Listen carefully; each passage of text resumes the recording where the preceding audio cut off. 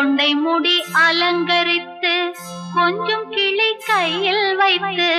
கொண்டை முடி அலங்கரித்து கொஞ்சம் கிளி கையில் வைத்து